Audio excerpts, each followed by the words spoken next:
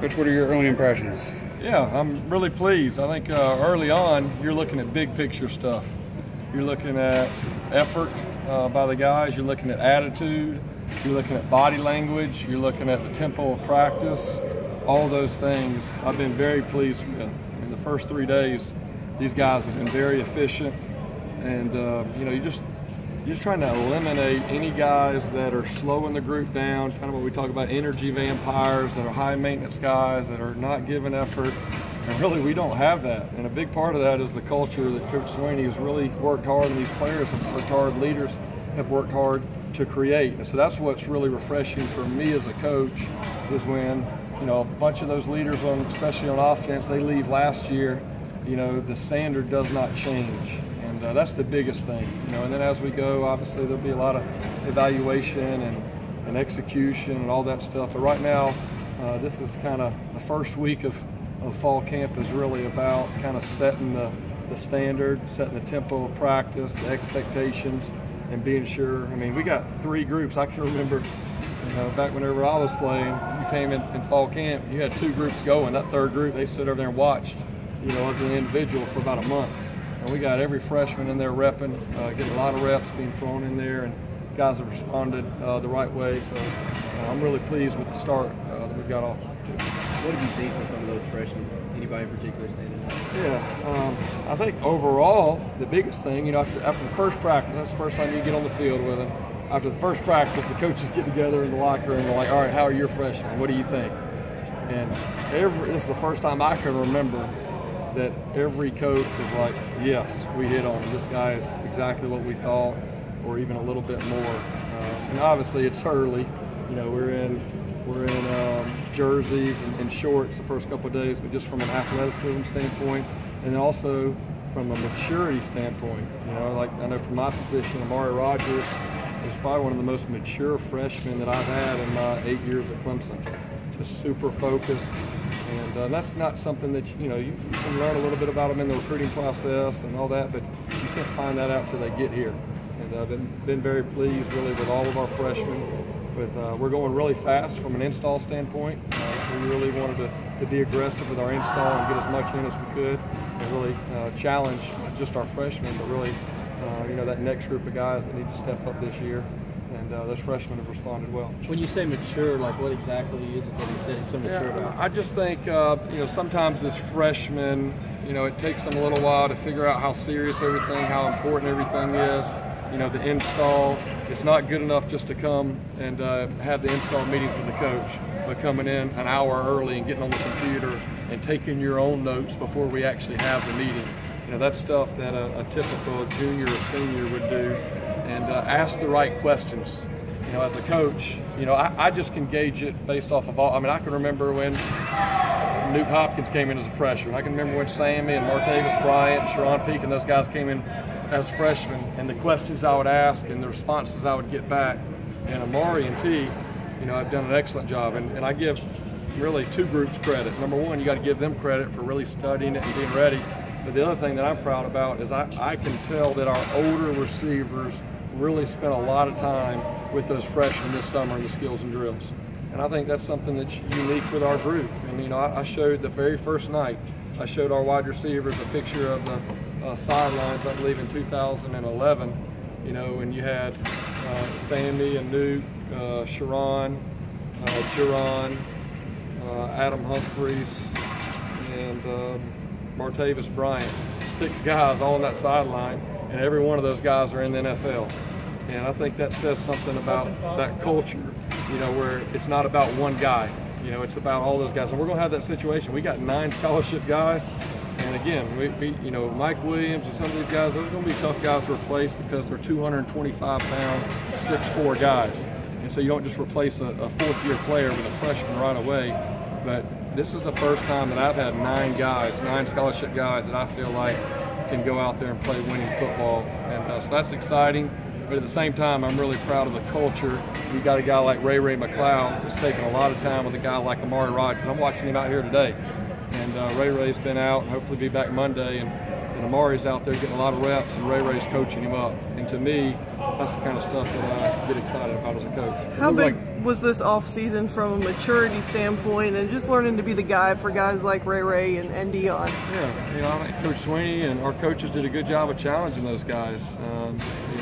It's their time to step up. And one thing when we met with the offense for our first meeting of fall camp, we put up the stats, the end of the year stats for the offense for the last 6 years. And I think 4 of those 6 years were somewhere in the top 15 in total offense and scoring offense. Out of 6 years, we're very consistent. So that was the message to the offensive guys is, hey, don't buy the lie that's out there that, oh my gosh, Deshaun Watson's left, Clemson's offense isn't going to be very good. Well, guess what? We've been very consistent for 6 years with a lot of different guys coming in here, different coordinators, some different coaches, and a lot of different players. Why is that? Because this is Clemson's offense, and there's a standard that everybody plays to. And all we need those guys to do is play to that same standard, be the best version of themselves, and everything's going to work out. And so really challenging those guys, hey, it's your time to step up. There was a time when it was Deshaun Watson's time to step up. I can remember challenging Mike Williams, walking off the field with him, saying, hey, this is your year. It's fall camp. You got to be a dominant player. These guys, Sharon Peak and these guys aren't here anymore. It's your time. So it's really kind of putting some ownership on those guys to really step up and perform. And I feel like those guys are taking that charge very serious. It looked like T spent some time in the weight room over the summer. Were you surprised or impressed with how his upper body looked? Yeah, T's one of those guys that's 198 pounds and looks like he's 178 pounds. And that's a good thing, because what that means is he's going to one day be 225 pounds and look like he's 210. And that's what those special ones are. But yeah, I've been pleased with that. It's something that he's really worked on. It doesn't just happen, especially for those skills. He's a guy, he reminds me a lot of DeAndre Hopkins, playing football and basketball back to back every year since the 6th grade, and never really having a chance to get in the weight room. And so now I think this summer was big for him, and I think he'll continue to grow here while he's here. Everybody wants to talk about the freshman wide receivers, but where have guys like Overton and Powell and Travion Thompson improved the most? Yeah, I've really been pleased. Starting off with DeAndre Overton, he's a guy that's really taken a big step. He's going to be a big physical guy, and I think for him, it's just been the confidence of really knowing what he's doing, the fundamentals, the technique, and I've seen improvement. He's probably been the most improved wide out of the entire group has been Overton, and that's really big for us. And something that we need. And then Cornell Powell, he kind of tweaked his hamstring a little bit, but I've seen good progress with him. And just his change of direction, his knowledge, his confidence of the system. And TJ Chase is a guy that gets forgotten about, but I think he's going to be a guy this fall that is a big part of what we do. He can run, he's tough, and he's got some change of direction talent, very similar to Hunter Renfro.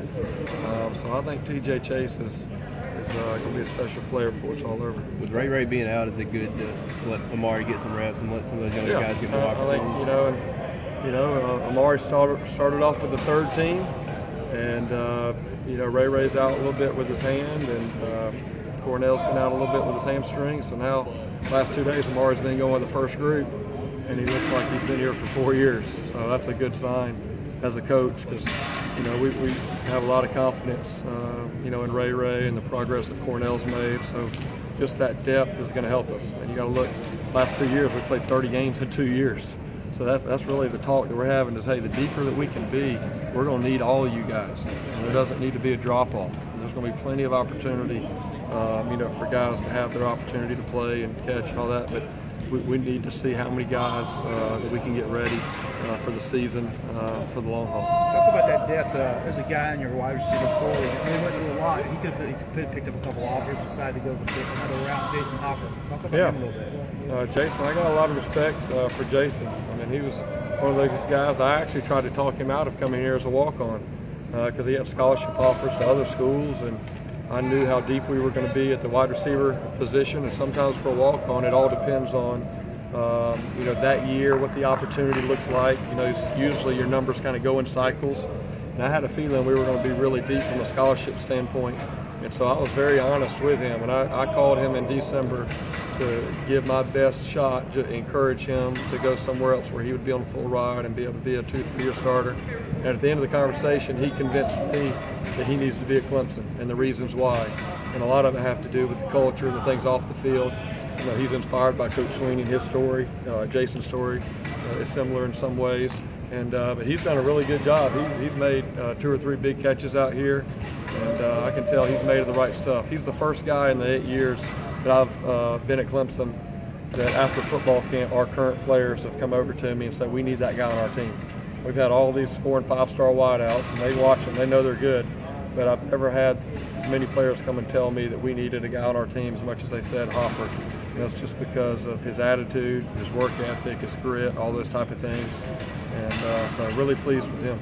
What did you want to see from Dion this summer as far as improving, and in what ways did he improve? Yeah, I mean, the biggest thing for him are like getting in shape and, you know, being able to be a guy that can be an every down player and not be a guy that's just, there's a difference in coming off the bench and playing a couple plays and being the guy that's out there for an 8-play drive.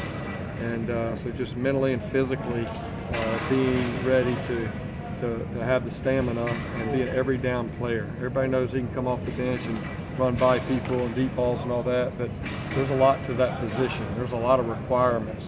You know, you got to be able to win the slants on 3rd and 3 against big corners, and you got to be able to do all the intermediate routes along with the deep routes, and you got to be able to play consistently, you know, 50 to 55 plays. So that was the big part, is just really increasing his play count and really kind of straining him and getting himself to push through that, and I feel like he's done that.